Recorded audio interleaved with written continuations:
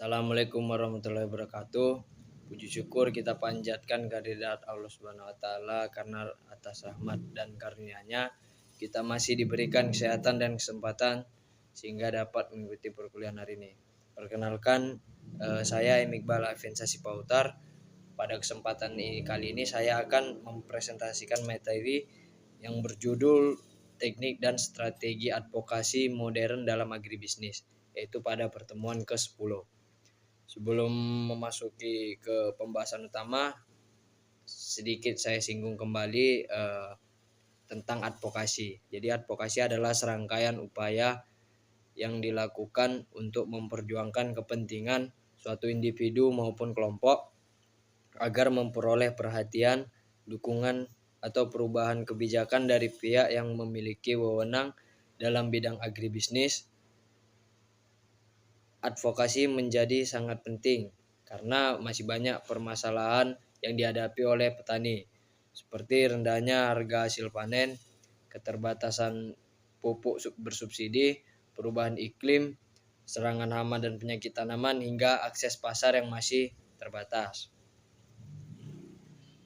Seiring berkembangnya teknologi informasi, cara melakukan advokasi juga mengalami perubahan. Jika dahulu advokasi lebih banyak dilakukan melalui pertemuan langsung, penyampaian aspirasi kepada pemerintah atau demonstrasi, saat ini advokasi dapat dilakukan dengan lebih cepat dan luas melalui media digital, pemberdayaan masyarakat, serta kerjasama dengan berbagai media massa. Oleh karena itu, muncul berbagai teknik dan strategi advokasi modern yang mampu meningkatkan efektivitas penyampaian aspirasi dan mempercepat terciptanya perubahan. Pada materi ini terdapat 3 strategi utama, yaitu digital advokasi, grassroots advokasi, dan media relation. Selanjutnya saya akan memperjelas satu persatu. Yang pertama tadi digital advokasi atau advokasi digital. Ini merupakan strategi advokasi yang memanfaatkan internet dan berbagai platform digital seperti media sosial, website, petisi online, maupun kampanye digital untuk menyampaikan informasi dan mengajak masyarakat memberikan dukungan terhadap suatu isu. Di era digital seperti sekarang, hampir semua orang menggunakan media sosial. Hal ini menjadikan media digital sebagai sarana yang sangat efektif untuk menyebarkan informasi secara cepat dan menjangkau masyarakat yang lebih luas. Dalam bidang agribisnis, digital advokasi dapat digunakan untuk menyampaikan berbagai permasalahan yang dihadapi petani. Misalnya, harga komoditas yang turun drastis, kelangkaan pupuk, ataupun dampak perubahan iklim terhadap hasil pertanian. Melalui kampanye digital, masyarakat menjadi lebih mengetahui kondisi yang sebenarnya sehingga muncul dukungan kepada petani. Selain itu, pemerintah juga dapat lebih cepat mengetahui permasalahan tersebut dan mengambil kebijakan yang tepat.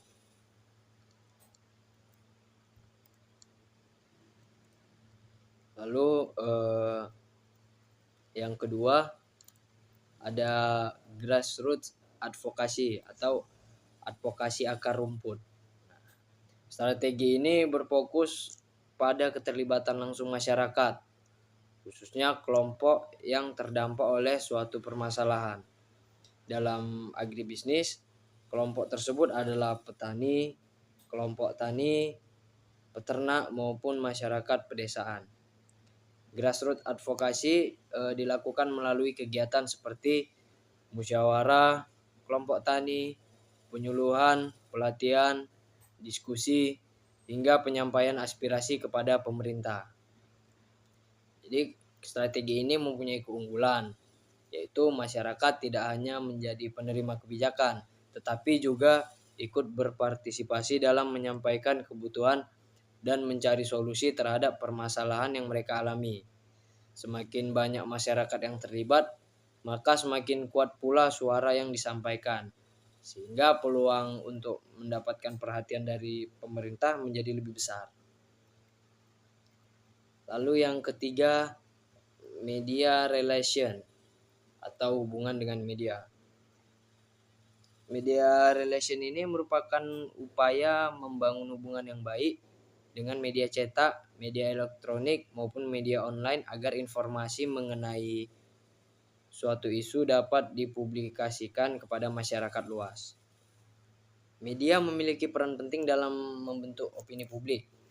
Ketika suatu permasalahan pertanian diberitakan secara luas, masyarakat akan lebih memahami kondisi yang sedang terjadi, dan pemerintah pun biasanya akan lebih cepat memberikan respons. Contohnya, ketika terjadi gagal panen akibat serangan hama atau bencana alam, media dapat membantu menyampaikan informasi tersebut kepada masyarakat, sehingga pemerintah dapat segera memberikan bantuan kepada petani yang terdampak. Selanjutnya,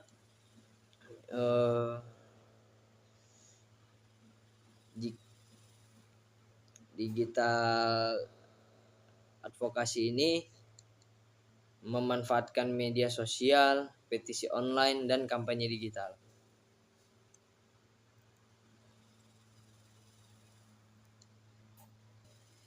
Tadi sebenarnya pengantar saja untuk dari 3 materi tadi. Jadi di sini saya akan lebih memperjelas dari bagian-bagian 3 tadi yang terdiri dari digital advokasi, lalu media relationship, dan juga lain sebagainya. Oke, sini saya akan memperjelas yang pertama tadi digital advokasi.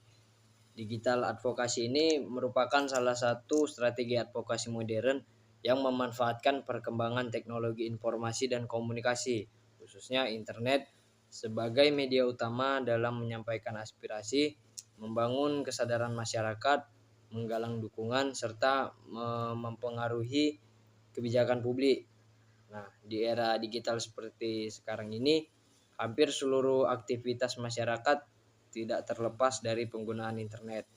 Oleh karena itu, advokasi yang sebelumnya hanya dilakukan melalui pertemuan tatap muka, demonstrasi, seminar, atau penyampaian surat kepada pemerintah, kini dapat dilakukan secara lebih cepat, lebih mudah, dan mampu menjangkau masyarakat dalam jumlah yang jauh lebih besar melalui digital. Dalam bidang agribisnis, digital advokasi memiliki peran yang sangat penting. Hal ini disebabkan karena sektor pertanian masih menghadapi berbagai permasalahan, seperti rendahnya harga hasil panen, sulitnya memperoleh pupuk bersubsidi, perubahan iklim yang mengganggu produksi pertanian, serangan hama dan penyakit tanaman, keterbatasan akses pasar, hingga kebijakan pemerintah yang terkadang belum sepenuhnya sesuai dengan kebutuhan petani. Semua permasalahan tersebut memerlukan perhatian dari masyarakat maupun pemerintah. Dengan adanya digital advokasi, berbagai persoalan tersebut dapat diketahui oleh masyarakat luas, sehingga peluang untuk memperoleh dukungan juga menjadi lebih besar.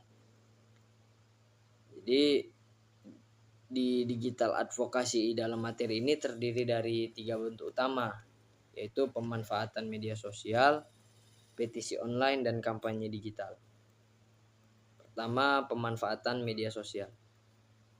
Nah, saat ini media sosial telah menjadi bagian dari kehidupan sehari-hari masyarakat. Hampir setiap orang memiliki akun media sosial seperti Facebook, Instagram, X atau Twitter, TikTok, maupun YouTube. Kondisi ini menjadikan media sosial sebagai sarana yang sangat efektif dalam melakukan advokasi, karena informasi yang dibagikan dapat tersebar dengan cepat, bahkan hanya dalam hitungan menit. Fungsi pertama media sosial dalam advokasi adalah menyebarkan informasi. Nah, melalui media sosial, para pelaku advokasi dapat membagikan berbagai informasi berupa fakta, data, hasil penelitian, foto, video, maupun berita mengenai isu-isu agribisnis. Informasi tersebut harus disampaikan secara jelas, objektif, dan berdasarkan fakta agar masyarakat memperoleh pemahaman yang benar mengenai kondisi yang sedang terjadi. Misalnya, ketika petani mengalami gagal panen akibat serangan hama, wereng, ataupun perubahan cuaca yang ekstrim, organisasi petani dapat mengunggah foto kondisi lahan pertanian, data kerugian yang dialami petani, serta video wawancara dengan petani yang terdampak. Informasi seperti ini akan membuat masyarakat mengetahui kondisi nyata yang terjadi di lapangan. Lalu fungsi yang kedua adalah membangun komunitas. Di media sosial tidak hanya digunakan sebagai tempat berbagi informasi, tetapi juga menjadi sarana untuk mempertemukan orang-orang yang memiliki kepedulian terhadap isu yang sama. Dalam agribisnis, media sosial mampu menghubungkan petani, penyuluh pertanian, mahasiswa, dosen, peneliti, pelaku usaha, organisasi pertanian, bahkan masyarakat umum. Nah, dengan terbentuknya komunitas tersebut, setiap anggota dapat saling bertukar informasi, memberikan solusi terhadap permasalahan yang dihadapi petani, serta bekerja sama dalam melaksanakan kegiatan advokasi. Semakin besar komunitas yang terbentuk, maka semakin kuat pula dukungan yang dapat diberikan terhadap suatu isu. Lalu fungsi yang ketiga adalah mengorganisasi aksi. Media sosial juga memudahkan penyelenggara advokasi dalam mengordinasikan berbagai kegiatan seperti seminar, diskusi publik, webinar, penyuluhan pertanian, aksi sosial, hingga penggalangan bantuan bagi petani yang terdampak bencana alam. Informasi mengenai waktu, lokasi, maupun tata cara mengikuti kegiatan dapat disampaikan dengan cepat sehingga masyarakat lebih mudah untuk berpartisipasi. Fungsi selanjutnya yang keempat yaitu mempengaruhi opini publik. Opini publik merupakan pandangan masyarakat terhadap suatu permasalahan. Ketika suatu isu pertanian terus disampaikan melalui media sosial, disertai data dan bukti yang kuat, maka masyarakat akan lebih memahami pentingnya isu tersebut. Akibatnya muncul kepedulian dan dukungan dari masyarakat untuk membantu menyelesaikan masalah yang sedang dihadapi. Media sosial juga dapat digunakan untuk meluruskan informasi yang tidak benar atau hoaks. Oleh karena itu, setiap informasi yang dibagikan harus berasal dari sumber yang dapat dipercaya agar tidak menimbulkan kesalahpahaman di masyarakat. Fungsi yang terakhir, yang kelima adalah berinteraksi langsung dengan pembuat kebijakan. Nah, saat ini banyak kementerian, dinas pertanian maupun pejabat pemerintah yang memiliki akun media sosial resmi. Nah, kondisi ini memberikan kesempatan kepada masyarakat untuk menyampaikan kritik, saran, maupun aspirasi secara langsung. Dengan komunikasi yang terbuka, pemerintah dapat mengetahui kondisi yang sebenarnya terjadi di lapangan dan lebih cepat mengambil langkah penyelesaian. Sebagai contoh, ketika terjadi kelangkaan pupuk bersubsidi di suatu daerah, kelompok tani dapat mengunggah kondisi tersebut melalui media sosial dengan menyertakan data dan bukti yang jelas. Apabila informasi tersebut mendapatkan perhatian luas dari masyarakat, maka pemerintah biasanya akan melakukan evaluasi terhadap distribusi pupuk dan mencari solusi atas permasalahan tersebut. Lalu bentuk utama selanjutnya yang kedua dari digital advokasi adalah petisi online.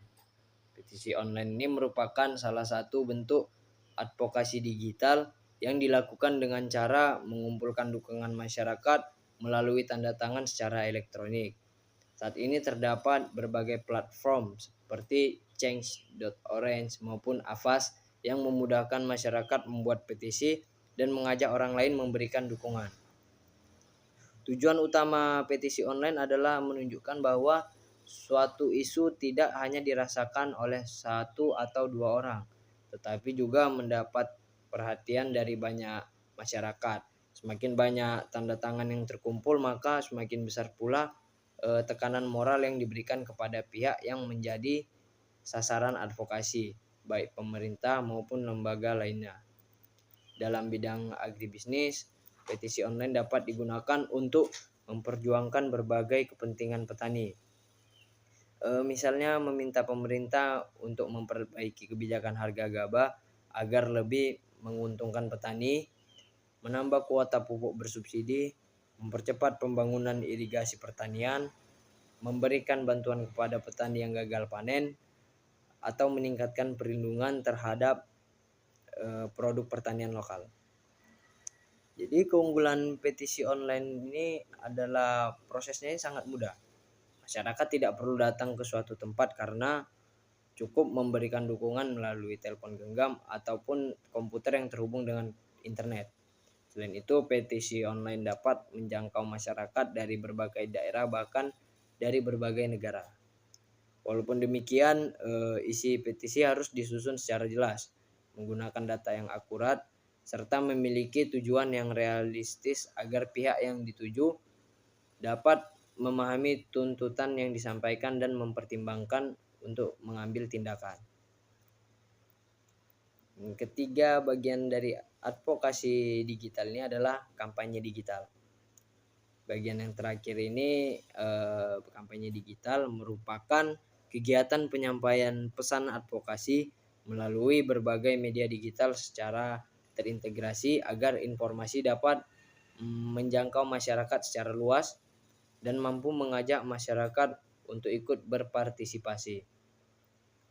Berbeda dengan media sosial yang hanya menggunakan satu platform, kampanye digital biasanya memanfaatkan banyak media sekaligus, seperti website resmi, media sosial, email, video, infografis, iklan digital, hingga penggunaan hashtag tertentu.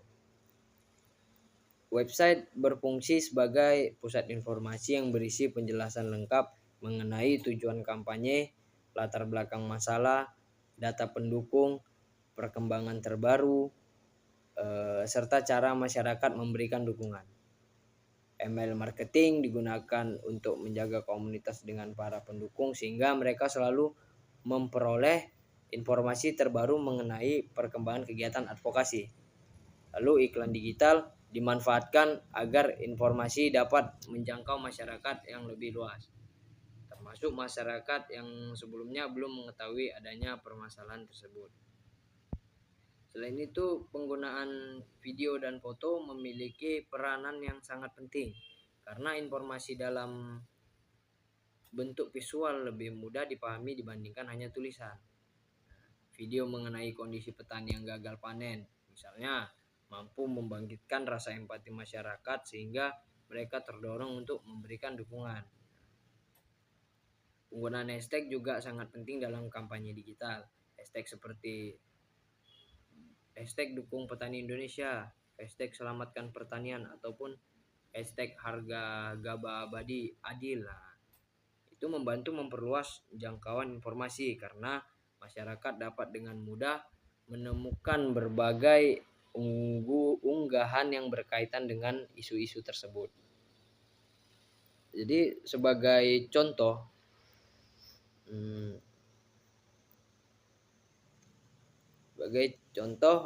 apabila harga cabai turun drastis hingga menyebabkan kerugian besar bagi petani, organisasi petani dapat membuat kampanye digital dengan mengunggah video kondisi petani, membuat infografis mengenai penurunan harga, menulis artikel di website, menyebarkan informasi melalui media sosial, serta mengajak masyarakat menggunakan hashtag tertentu. Dengan demikian, isu tersebut akan lebih cepat diketahui oleh masyarakat maupun pemerintah sehingga peluang memperoleh solusi juga semakin besar. Jadi kalau misalnya kita ambil kesimpulan dari digital advokasi ini merupakan strategi advokasi modern yang memanfaatkan internet dan teknologi digital untuk memperjuangkan kepentingan masyarakat, khususnya di bidang agribisnis. Strategi ini terdiri dari 3 komponen utama, yaitu media sosial, petisi online, dan kampanye digital. Media sosial digunakan untuk menyebarkan informasi, membangun komunitas, mengorganisasi aksi, membentuk opini publik, dan berinteraksi dengan pembuat kebijakan. Petisi online berfungsi mengumpulkan dukungan masyarakat terhadap suatu tuntutan atau perubahan kebijakan. Sedangkan kampanye digital mengintegrasikan berbagai platform digital agar pesan advokasi dapat menjangkau masyarakat secara lebih luas. Jadi apabila ketiga strategi tersebut digunakan secara bersamaan dan didukung dengan informasi yang akurat serta kerjasama dari berbagai pihak, maka advokasi di bidang agribisnis akan menjadi lebih efektif dalam memperjuangkan hak-hak petani, meningkatkan kesejahteraan masyarakat, serta mendorong lahirnya kebijakan yang lebih adil dan berpihak pada sektor pertanian. Itu tadi yang pertama dari digital advokasi. Selanjutnya saya akan menjelaskan materi yang kedua, yaitu grassroots advokasi atau advokasi akar rumput yang berfokus pada pemberdayaan komunitas petani. Grassroots advokasi adalah strategi advokasi yang dilakukan dengan melibatkan masyarakat secara langsung, khususnya kelompok yang paling terdampak oleh suatu permasalahan. Dalam konteks agribisnis, kelompok tersebut adalah petani, peternak, nelayan, kelompok tani, gapoktan, gabungan kelompok tani, maupun masyarakat pedesaan yang menggantungkan hidupnya pada sektor pertanian. Berbeda dengan digital advokasi yang memanfaatkan teknologi digital untuk menyampaikan aspirasi, grassroots advokasi lebih menekankan pada keterlibatan langsung masyarakat dalam memperjuangkan kepentingan sendiri. Strategi ini berangkat dari pemikiran bahwa masyarakat yang mengalami permasalahan secara langsung adalah pihak yang paling memahami kondisi di lapangan. Oleh karena itu, suara mereka memiliki nilai yang sangat penting dalam proses penyusunan maupun perubahan kebijakan. Jadi, tujuan utama grassroots advokasi bukan hanya menyampaikan keluhan kepada pemerintah, tetapi juga memberdayakan masyarakat agar mampu memahami hak-haknya, berani menyampaikan pendapat, serta mampu berpartisipasi aktif dalam proses pembangunan pertanian. Dengan demikian, petani tidak lagi menjadi objek pembangunan, melainkan menjadi subjek yang ikut menentukan arah pembangunan pertanian di daerahnya.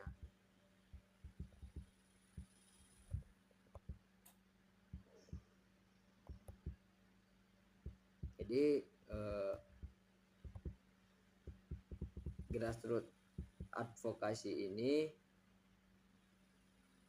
dapat memberikan pertanian yang lebih maju, seperti terdiri dari yang pertama, dapat membangun organisasi petani yang kuat.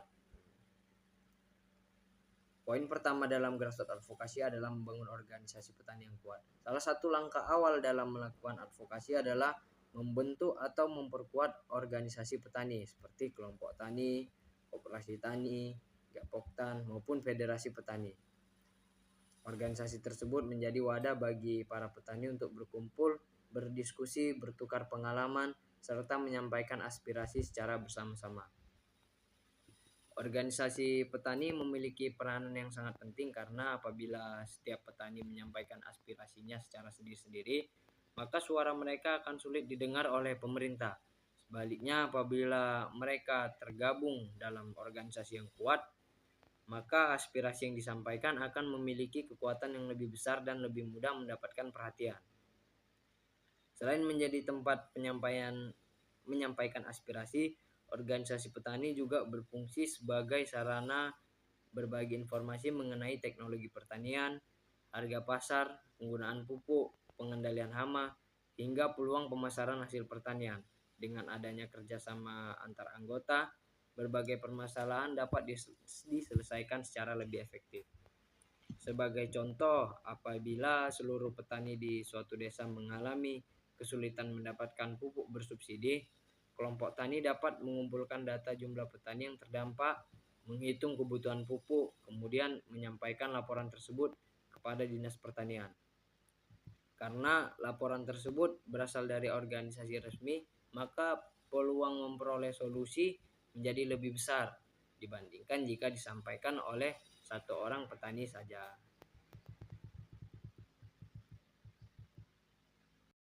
Lalu yang kedua, pendidikan dan pelatihan. Poin berikutnya ini pendidikan dan pelatihan bagi petani. Pendidikan merupakan bagian yang sangat penting dalam pemberdayaan masyarakat. Banyak petani yang belum memahami hak-haknya sebagai penerima program pemerintah maupun belum mengetahui bagaimana cara menyampaikan aspirasi secara benar. Melalui berbagai kegiatan pelatihan, penyuluhan seminar maupun pendampingan petani dapat memperoleh pengetahuan mengenai berbagai hal seperti hak dan kewajiban petani, kebijakan pertanian yang berlaku, teknik budidaya modern, pengelolaan usaha tani, pemasaran hasil pertanian, hingga cara berkomunikasi dengan pemerintah. Pendidikan juga membantu meningkatkan rasa percaya diri petani. Mereka akan lebih berani menyampaikan pendapat dalam forum musyawarah desa maupun ketika berdiskusi dengan pemerintah daerah. Selain itu, pelatihan juga meningkatkan kemampuan petani dalam memanfaatkan teknologi pertanian sehingga produktivitas usaha tani dapat meningkat.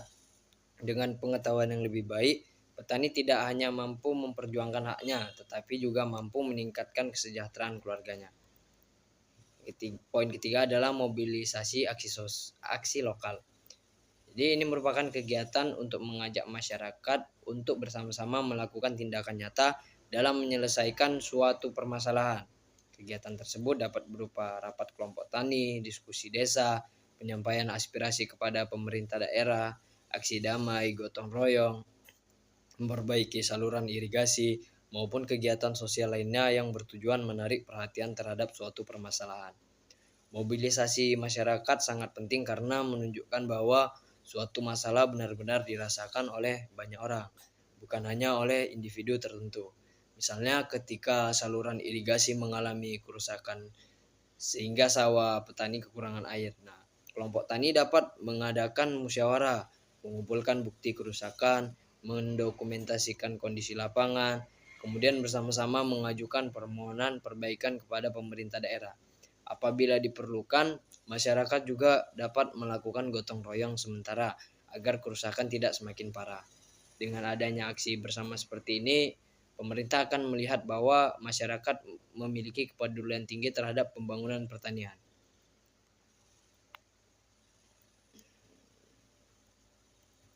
Lalu selanjutnya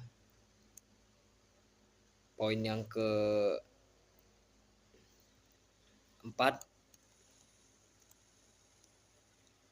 membangun koalisasi dengan organisasi lain.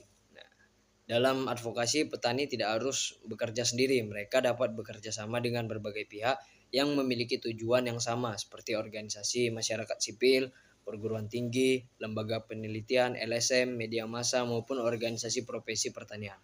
Kerjasama tersebut akan memberikan banyak manfaat. Misalnya, akademisi dapat membantu menyediakan data penelitian, media membantu menyebarkan informasi kepada masyarakat, sedangkan organisasi masyarakat dapat membantu memperluas dukungan terhadap isu yang sedang diperjuangkan. Semakin banyak pihak yang bekerja sama, maka semakin kuat pula advokasi yang dilakukan karena setiap pihak memiliki kemampuan dan sumber daya yang saling melengkapi. Sebagai contoh, ketika petani memperjuangkan pembangunan bendungan untuk mengatasi kekurangan air, mereka dapat bekerja sama dengan universitas untuk melakukan penelitian mengenai kebutuhan air irigasi. Bekerja sama dengan media untuk memberitakan kondisi tersebut, dan bekerja sama dengan organisasi masyarakat untuk menggalang dukungan masyarakat luas. Jadi, mengapa pemberdayaan petani sangat penting? Pada bagian terakhir dijelaskan mengapa grassroots advokasi ini. Alasan pertama, karena suara petani merupakan suara yang paling autentik.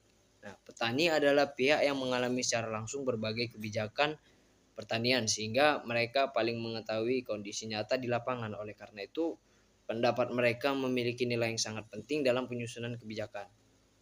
Alasan kedua, Ya, karena dukungan masyarakat yang luas akan memperkuat advokasi. Ketika komunitas petani bersatu, mereka mampu membangun solidaritas dan memperoleh dukungan dari berbagai pihak. Dukungan yang besar akan membuat pemerintah lebih memperhatikan aspirasi yang disampaikan. Selain itu juga pemberdayaan petani dapat meningkatkan kemandirian masyarakat. Petani tidak lagi hanya menunggu bantuan dari pemerintah, tetapi mampu mengidentifikasi masalah, mencari solusi bersama, serta ikut mengawasi pelaksanaan pembangunan pertanian. Adapun kesimpulan dari grassroots advokasi ini, grassroots advokasi merupakan strategi advokasi yang berfokus pada pemberdayaan masyarakat, khususnya komunitas petani, agar mampu memperjuangkan hak dan kepentingannya secara aktif. Strategi ini dilakukan melalui pembentukan organisasi petani yang kuat, pemberian pendidikan dan pelatihan, mobilisasi aksi lokal, pembangunan kerjasama dengan berbagai organisasi, serta pendokumentasian pengalaman dan data dari lapangan. Dengan adanya grassroots advokasi, petani tidak hanya menjadi penerima kebijakan, tetapi juga menjadi bagian penting dalam proses penyusunan kebijakan. Jadi semakin kuat organisasi petani dan semakin tinggi partisipasi masyarakat, maka semakin besar pula peluang terciptanya kebijakan pertanian yang adil, berpihak kepada petani, serta mampu meningkatkan kesejahteraan masyarakat di sektor agribisnis. Baik, selanjutnya saya akan menjelaskan materi yang ketiga yang tadi, yaitu media relation dalam advokasi. Sebentar ya.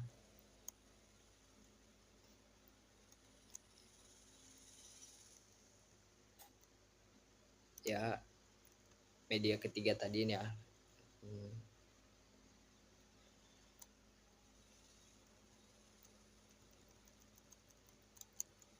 Jadi media relation merupakan strategi advokasi yang dilakukan dengan cara membangun hubungan yang baik antara organisasi advokasi dengan berbagai media, baik media cetak, media elektronik maupun media digital. Tujuan utamanya adalah agar informasi mengenai suatu isu agribisnis dapat disampaikan secara luas kepada masyarakat sehingga memperoleh perhatian publik maupun pemerintah. Dalam dunia agribisnis masih banyak permasalahan yang memerlukan perhatian seperti rendahnya harga hasil panen, kelangkaan pupuk bersubsidi, gagal panen akibat perubahan iklim, serangan hama dan penyakit tanaman, serta berbagai kebijakan yang berdampak terhadap kesejahteraan petani. Namun, permasalahan tersebut tidak akan diketahui oleh masyarakat luas apabila tidak dipublikasikan melalui media. Oleh karena itu, media memiliki peran sangat penting proses advokasi karena mampu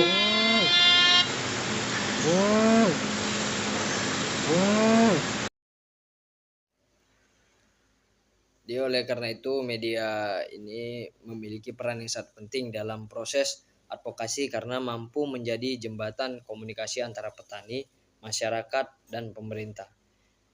Media relation tidak hanya bertujuan agar suatu berita dipublikasikan, tetapi juga membangun hubungan yang saling percaya antara organisasi advokasi dengan media sehingga informasi yang disampaikan selalu akurat, objektif, dan dapat dipercaya.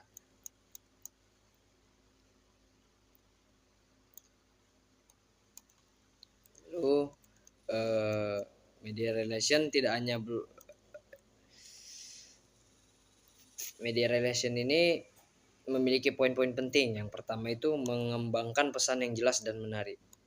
Jadi dalam melakukan advokasi, pesan yang disampaikan pada masyarakat harus mudah dipahami, singkat, jelas, dan sesuai dengan fakta yang terjadi di lapangan.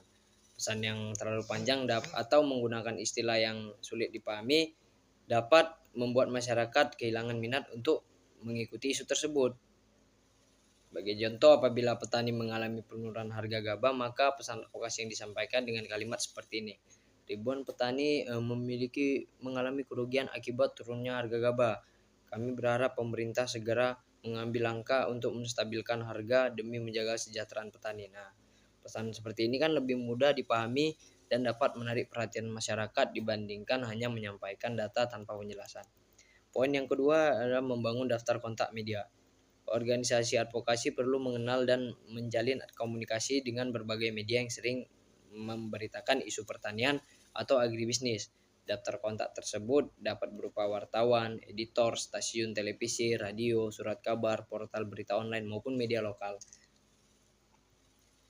Jadi misalnya ketika terjadi gagal panen akibat banjir, organisasi petani dapat langsung menghubungi wartawan yang selama ini sering meliputi sektor pertanian sehingga informasi dapat segera dipublikasikan kepada masyarakat. Poin yang ketiga adalah menulis siaran pers atau press release yang efektif. Nah, siaran pers ini merupakan dokumen resmi yang berisi informasi mengenai suatu peristiwa atau isu yang ingin dipublikasikan kepada media. Sebagai contoh, apabila petani mengalami kelangkaan pupuk bersubsidi, organisasi petani dapat membuat siaran pers yang menjelaskan jumlah petani yang terdampak, kebutuhan pupuk yang belum terpenuhi, dampaknya terhadap produksi pertanian, serta permohonan kepada pemerintah agar segera memperbaiki sistem distribusi pupuk. Nah, lalu poin berikutnya yang keempat adalah mengadakan konferensi pers. Konferensi pers merupakan kegiatan mengundang wartawan dari berbagai media untuk menyampaikan informasi mengenai suatu isu penting secara langsung. Melalui misalnya ketika terjadi serangan hama yang menyebabkan ribuan hektar tanaman padi rusak, organisasi petani dapat mengadakan konferensi pers dengan menghadirkan perwakilan petani, penyuluh pertanian maupun ahli pertanian agar media memperoleh penjelasan yang lengkap mengenai penyebab, dampak, dan solusi yang diusulkan. 5. Menawarkan wawancara dan opini. Dalam proses advokasi, organisasi perlu merujuk juru bicara yang memahami isu yang sedang diperjuangkan. Sebagai contoh, seorang ketua kelompok tani dapat diwawancarai mengenai dampak kenaikan harga pupuk terhadap biaya produksi pertanian. Penjelasan langsung dari pelaku di lapangan akan membuat informasi lebih dipercaya oleh masyarakat. 6. Monitor liputan media. Jadi setelah informasi dipublikasikan, organisasi advokasi tidak boleh berhenti sampai di situ. Mereka harus terus memantau bagaimana media memberitakan isu tersebut. Jadi apabila ditemukan informasi yang kurang tepat, organisasi harus memberikan klarifikasi agar masyarakat tidak menerima informasi yang keliru. Lalu poin yang terakhir adalah membangun hubungan jangka panjang dengan jurnalis. Hubungan antara organisasi advokasi dan media tidak boleh hanya dilakukan ketika sedang membutuhkan publikasi.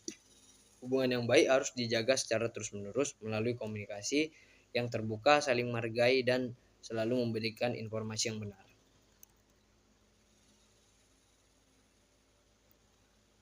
Tadi 3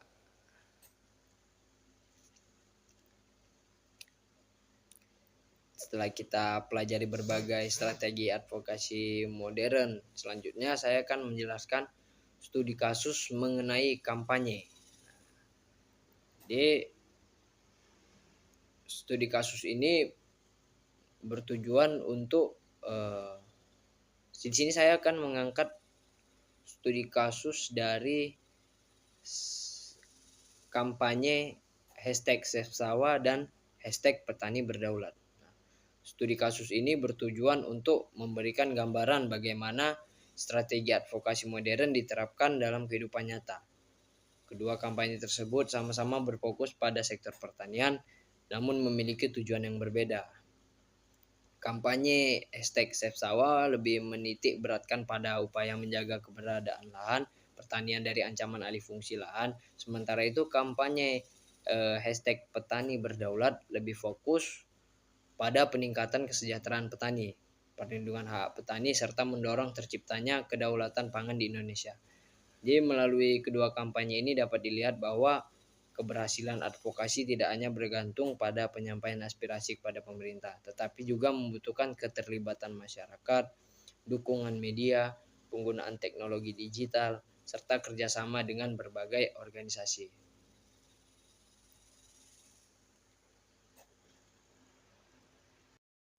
Kampanye #SaveSawah. Yang pertama saya menjelaskan mengenai kampanye ini. Kampanye #SaveSawah merupakan gerakan yang bertujuan meningkatkan kesadaran masyarakat mengenai pentingnya mempertahankan lahan sawah sebagai sumber produksi pangan nasional. Seperti yang kita ketahui, jumlah lahan sawah di Indonesia setiap tahun terus mengalami penurunan akibat alih fungsi lahan menjadi kawasan perumahan, industri, pusat perbelanjaan, maupun infrastruktur lainnya. Jika kondisi ini terus berlangsung, maka produksi pangan nasional akan menurun sehingga dapat mengancam ketahanan pangan Indonesia. Nah, selain sebagai tempat produksi pangan, sawah juga memiliki fungsi ekologis. Nah, sawah membantu menjaga keseimbangan lingkungan, menyimpan cadangan air, mengurangi risiko banjir, serta menjadi sumber mata pencarian bagi jutaan petani. Karena itulah kampanye #SaveSawah ini hadir untuk mengajak masyarakat agar lebih peduli terhadap pentingnya menjaga lahan pertanian. Strategi yang digunakan dalam kampanye ini yang pertama media sosial. Nah, melalui Instagram, Facebook, TikTok, Twitter maupun YouTube, informasi mengenai ancaman alih fungsi lahan dapat disampaikan kepada masyarakat. Konten yang dibuat biasanya berupa foto kondisi sawah, video wawancara petani, infografis mengenai berkurangnya luas lahan sawah sehingga data produksi pangan. Dengan menggunakan hashtag #SaveSawah ini, masyarakat lebih mudah menemukan informasi mengenai kampanye tersebut dan ikut menyebarkannya kepada orang lain. Lalu yang kedua, strategi yang kedua adalah membuat petisi online. Nah, petisi online digunakan untuk mengumpulkan dukungan masyarakat agar pemerintah memperkuat kebijakan perlindungan lahan pertanian. Semakin banyak masyarakat yang memberikan tanda tangan pada petisi tersebut, maka semakin besar pula dukungan publik terhadap upaya penyelamatan lahan sawah. Petisi ini nantinya dapat disampaikan kepada pemerintah sebagai bukti bahwa masyarakat menginginkan adanya perlindungan terhadap lahan pertanian. Strategi berikutnya adalah melibatkan tokoh masyarakat maupun tokoh publik. Kehadiran tokoh yang dikenal masyarakat akan membuat kampanye lebih mudah dikenal. Misalnya akademisi, influencer, artis, tokoh agama maupun pejabat yang memiliki kepedulian terhadap pertanian dapat ikut menyampaikan pesan mengenai pentingnya menjaga sawah. Strategi berikutnya adalah memperoleh liputan media. Media massa memiliki jangkauan yang sangat luas sehingga mampu memperkenalkan kampanye kepada masyarakat dalam skala nasional. Ketika media memberitakan semakin banyaknya lahan sawah yang berubah menjadi kawasan industri atau perumahan, masyarakat akan memahami bahwa permasalahan tersebut benar-benar terjadi. Selain itu, pemerintah juga biasanya akan lebih cepat memberikan perhatian terhadap isu yang banyak diberitakan media. Strategi terakhir adalah melakukan aksi sosial. Nah, aksi sosial dapat berupa diskusi masyarakat, seminar, penyuluhan kepada petani, penanaman pohon di sekitar lahan pertanian, maupun aksi damai sebagai bentuk kepedulian terhadap perlindungan sawah. Kegiatan ini bertujuan mengajak masyarakat terlibat secara langsung sehingga advokasi tidak hanya dilakukan di media sosial tetapi juga di lapangan. Selanjutnya saya akan menjelaskan studi kasus yang kedua mengenai kampanye #petani berdaulat. Berbeda dengan #SaveSawah yang berfokus pada perlindungan lahan pertanian, kampanye #petani berdaulat lebih menitik beratkan pada peningkatan kesejahteraan petani. Kampanye ini bertujuan agar petani memiliki hak yang lebih baik dalam menentukan harga hasil panen, memperoleh akses terhadap pupuk, benih, teknologi, modal usaha, serta memperoleh perlindungan dari pemerintah. Selain itu, kampanye ini juga mendorong terciptanya kedaulatan pangan, yaitu kondisi ketika suatu negara mampu memenuhi kebutuhan pangannya sendiri tanpa terlalu bertanggung pada impor dari negara lain. Jadi dalam studi kasus yang kedua ini #petani berdaulat, strategi yang digunakan yaitu yang pertama menyebarkan narasi pemberdayaan. Dalam kampanye ini masyarakat diajak memahami bahwa petani memiliki peranan yang sangat penting dalam kehidupan karena mereka menghasilkan bahan pangan yang dikonsumsi setiap hari. Cerita mengenai perjuangan petani, tantangan yang mereka hadapi, serta pentingnya mendukung produk lokal menjadi bagian dari narasi kampanye. Nah, narasi yang menyentuh biasanya mampu membangun rasa empati masyarakat sehingga mereka lebih menghargai hasil kerja petani. Yang kedua, edukasi publik. Strategi berikutnya mengedukasikan kepada masyarakat. Jadi melalui seminar, media sosial, video edukasi, artikel maupun diskusi publik, masyarakat diberikan pemahaman mengenai berbagai isu pertanian seperti impor pangan, harga hasil panen, subsidi pupuk hingga hak-hak petani. Dengan meningkatnya pengetahuan masyarakat, dukungan terhadap petani juga akan semakin besar. Nah, yang ketiga, advokasi berikutnya yaitu strategi advokasi kebijakan yang mendorong perubahan kebijakan. Organisasi petani menyampaikan berbagai usulan kepada pemerintah, misalnya mengenai perlindungan harga hasil panen, peningkatan subsidi pupuk, pembangunan irigasi, akses permodalan, hingga penggunaan teknologi pertanian modern. Tujuannya agar kebijakan yang dibuat benar-benar sesuai dengan kebutuhan petani. Strategi yang keempat yaitu kolaborasi dengan organisasi petani. Kampanye ini juga melibatkan berbagai organisasi petani dari berbagai daerah. Dengan adanya kerjasama tersebut, gerakan advokasi menjadi lebih kuat karena suara yang disampaikan berasal dari banyak kelompok tani. Selain itu, setiap organisasi dapat saling berbagi pengalaman mengenai berbagai permasalahan yang terjadi di daerah masing-masing. Strategi yang terakhir adalah membuat berbagai konten kreatif. Konten tersebut dapat berupa video pendek, infografis, podcast, animasi, maupun cerita inspiratif mengenai kehidupan petani. Konten yang menarik akan lebih mudah diterima oleh masyarakat, terutama generasi muda yang aktif menggunakan media sosial.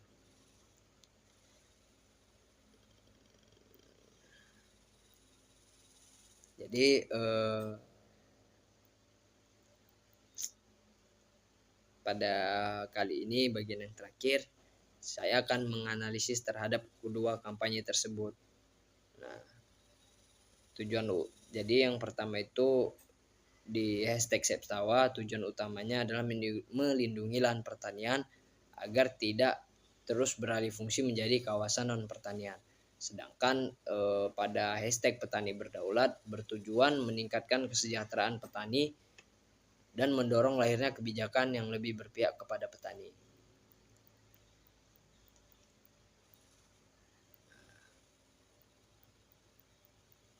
Jadi apabila kedua kampanye ini dilakukan secara konsisten, dampaknya diharapkan meningkatnya kesadaran masyarakat mengenai pentingnya sektor pertanian, bertambahnya dukungan terhadap petani, lahirnya kebijakan yang lebih berpihak pada petani, meningkatnya perlindungan terhadap lahan sawah, serta terciptanya sistem pertanian yang lebih berkelanjutan.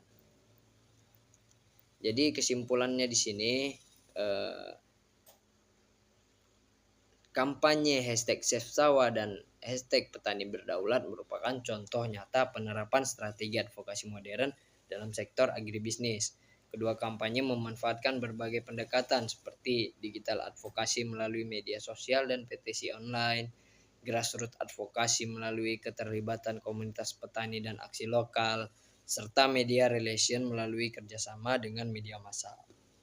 Jadi dengan menggabungkan ketiga strategi tersebut, pesan advokasi dapat menjangkau lebih banyak masyarakat, memperoleh dukungan yang lebih luas, dan mendorong pemerintah untuk mengambil kebijakan yang lebih berpihak kepada petani. Pada akhirnya, tujuan utama dari kedua kampanye ini adalah menjaga keberlanjutan sektor pertanian, melindungi lahan sawah, meningkatkan kesejahteraan petani, serta memperkuat ketahanan pangan Indonesia. Mungkin itu saja yang dapat saya sampaikan pada materi pertemuan 10 ini. Kurang lebihnya saya mohon maaf.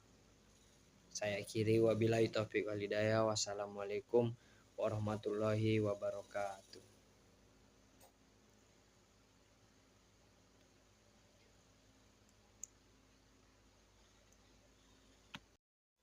Kampanye hashtag Sepsawa. Yang pertama saya menjelaskan mengenai kampanye ini. Kampanye Sepsawa merupakan gerakan yang bertujuan meningkatkan kesadaran masyarakat mengenai pentingnya mempertahankan lahan sawah sebagai sumber produksi pangan nasional.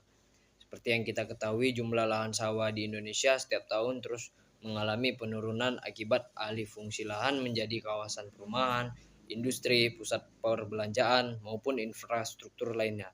Jika kondisi ini terus berlangsung, maka produksi pangan nasional akan menurun sehingga dapat mengancam ketahanan pangan Indonesia. Selain sebagai tempat produksi pangan, sawah juga memiliki fungsi ekologis.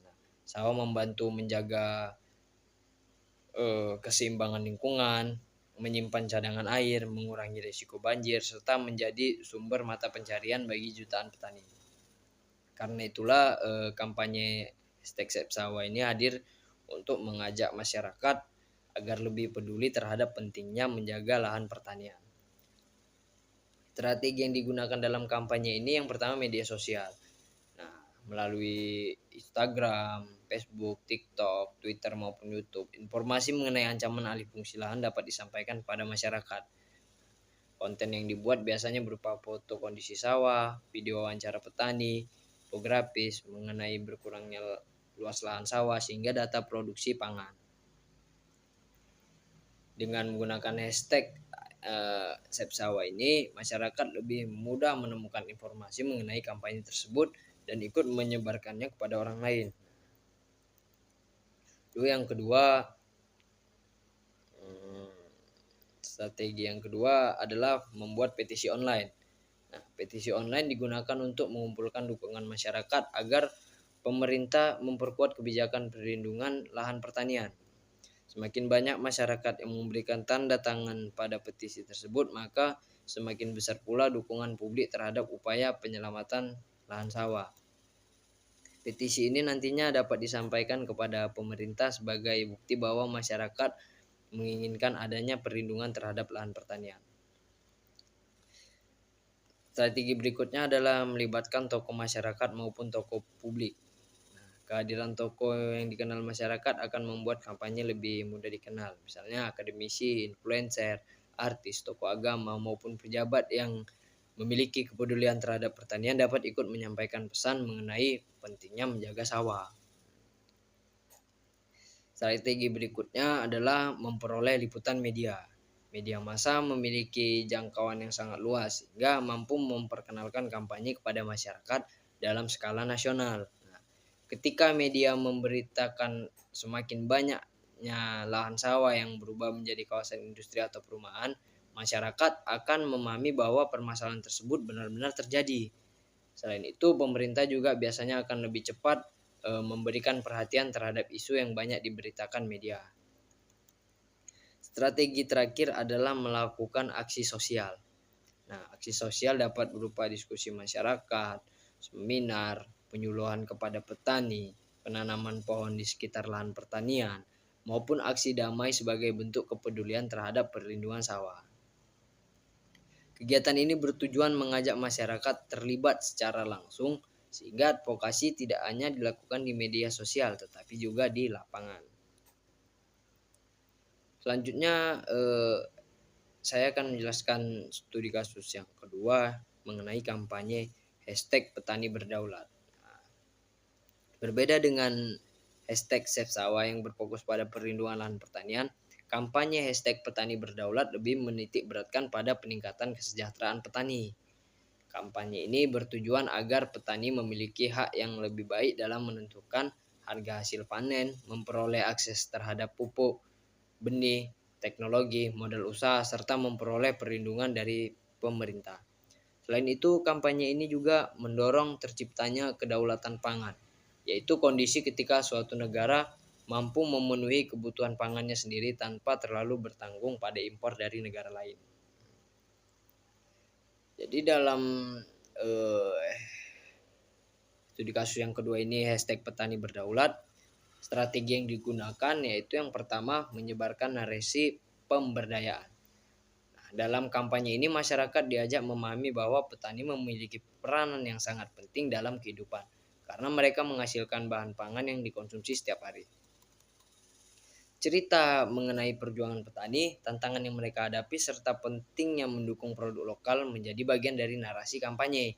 Nah, narasi yang menyentuh biasanya mampu membangun rasa empati masyarakat sehingga mereka lebih menghargai hasil kerja petani. Yang kedua, edukasi publik. Strategi berikutnya mengedukasikan kepada masyarakat. Jadi melalui seminar, media sosial, video edukasi, artikel maupun diskusi publik, masyarakat diberikan pemahaman mengenai berbagai isu pertanian seperti impor pangan, harga hasil panen, subsidi pupuk hingga hak-hak petani. Dengan meningkatnya pengetahuan masyarakat, dukungan terhadap petani juga akan semakin besar. Nah, yang ketiga, advokasi berikutnya yaitu strategi advokasi kebijakan yang mendorong perubahan kebijakan. Organisasi petani menyampaikan berbagai usulan kepada pemerintah, misalnya mengenai perlindungan harga hasil panen, peningkatan subsidi pupuk, pembangunan irigasi, akses permodalan, hingga penggunaan teknologi pertanian modern. Tujuannya agar kebijakan yang dibuat benar-benar sesuai dengan kebutuhan petani. Strategi yang keempat yaitu kolaborasi dengan organisasi petani. Kampanye ini juga melibatkan berbagai organisasi petani dari berbagai daerah. Dengan adanya kerjasama tersebut, gerakan advokasi menjadi lebih kuat karena suara yang disampaikan berasal dari banyak kelompok tani. Selain itu, setiap organisasi dapat saling berbagi pengalaman mengenai berbagai permasalahan yang terjadi di daerah masing-masing. Strategi yang terakhir adalah membuat berbagai konten kreatif. Konten tersebut dapat berupa video pendek, infografis, podcast, animasi, maupun cerita inspiratif mengenai kehidupan petani. Konten yang menarik akan lebih mudah diterima oleh masyarakat, terutama generasi muda yang aktif menggunakan media sosial.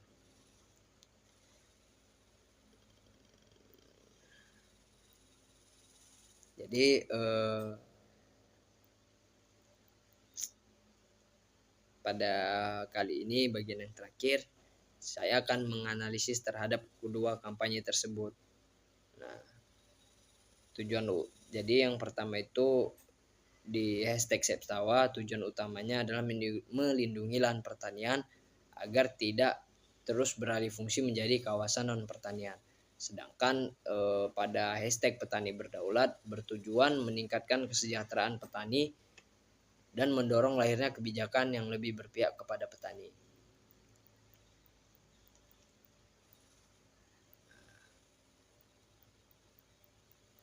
Jadi apabila kedua kampanye ini dilakukan secara konsisten, dampaknya diharapkan meningkatnya kesadaran masyarakat mengenai pentingnya sektor pertanian, bertambahnya dukungan terhadap petani, lahirnya kebijakan yang lebih berpihak pada petani, meningkatnya perlindungan terhadap lahan sawah, serta terciptanya sistem pertanian yang lebih berkelanjutan.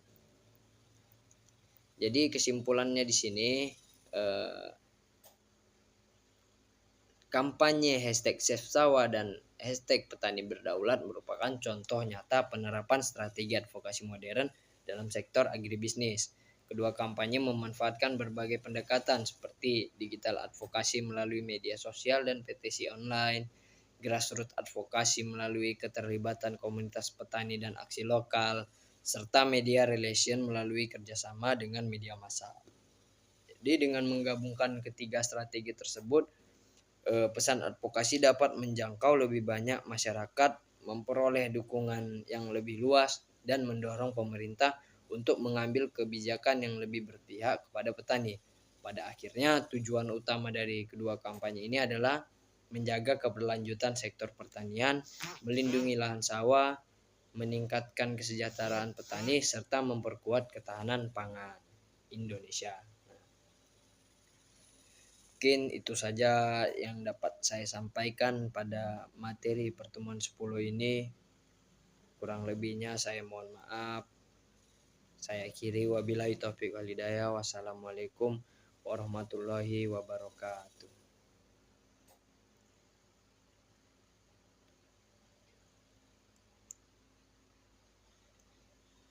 Oleh dukungan yang lebih luas dan mendorong pemerintah untuk mengambil kebijakan yang lebih berpihak kepada petani. Pada akhirnya, tujuan utama dari kedua kampanye ini adalah menjaga keberlanjutan sektor pertanian, melindungi lahan sawah, meningkatkan kesejahteraan petani, serta memperkuat ketahanan pangan Indonesia. Mungkin itu saja yang dapat saya sampaikan pada materi pertemuan 10 ini. Kurang lebihnya saya mohon maaf. Saya akhiri, wabillahi taufiq wal hidayah. Wassalamualaikum warahmatullahi wabarakatuh.